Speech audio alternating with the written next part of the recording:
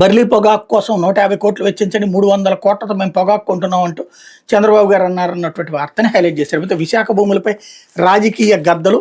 Ramanaidu studio పక్కన 5 ఎకరాల D పట్టాపై settlement, భూమి విలువ 82 కోట్ల పైమాటే.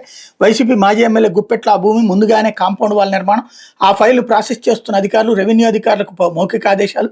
సౌభాగ్యరాయపురంలోని 38 ఎకరాలపై మార్చి మొదటి వారంలో ఒప్పందం, షెల్ కంపెనీల ద్వారా డబ్బు పంపి నేత, ఆ తర్వాత అర్ధరాత్రి అడ్వాన్సులు, భూదళారి అవతారం ఎత్తి నేతకు పెద్దల ఆశీస్సులు. ఇది ఒక పనికి మాలినటువంటి జర్నలిజానికి సజీవమైనటువంటి సాక్ష్యం. అక్కడ పార్టీల పేర్లు చెప్పే దరిద్రం తప్పించి ఏముండదు. రియల్ ఎస్టేట్ వ్యాపారం, అక్కడ అన్ని పార్టీల వాళ్ళు ఉంటారు.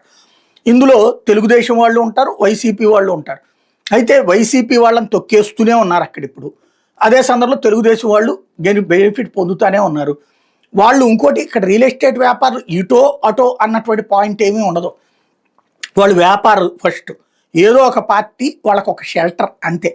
అది వ్యక్తిగతంగా జరిగేటటువంటి వ్యవహారం. దాన్ని తీసుకొచ్చి పార్టీలకు రుద్దుతారు. ప్రభుత్వాన్ని ఆ రోజునేమో చేస్తే వైసీపీ ప్రభుత్వం చేసినట్టు, ఇప్పుడు చేస్తే ఈ ప్రభుత్వాన్ని తప్పు కాదు, అది వైసీపీ వాళ్ళ తప్పు, లేకపోతే స్థానికంగా ఉన్నటువంటి అధికారుల తప్పు. ఇలాంటి విచిత్రమైన వక్రీకరణలు వీళ్ళకి మాత్రమే తెలుసు. ప్రపంచంలో తప్పేది జరిగినా అది వైసీపీకే, అదే మంచి జరిగితే చంద్రబాబుకి. ఇలాంటి జర్నలిజంతో ప్రజలని ఎప్పటికప్పుడు మోసం చేయడం అనేటటువంటిది వీళ్ళ జీవితంలో భాగమైపోయింది. వార్తలు రాయడం మానేసేసి జరుగుతున్న తప్పులు జర్నలిస్టులు బయటకు తీసుకొస్తే దాన్ని కూడా వక్రీకరించి ప్రజలని మోసం చేసేటటువంటి జర్నలిజం నిరంతరం సాగుతూనే ఉంది. లేకపోతే 2 దశల్లో జమిలి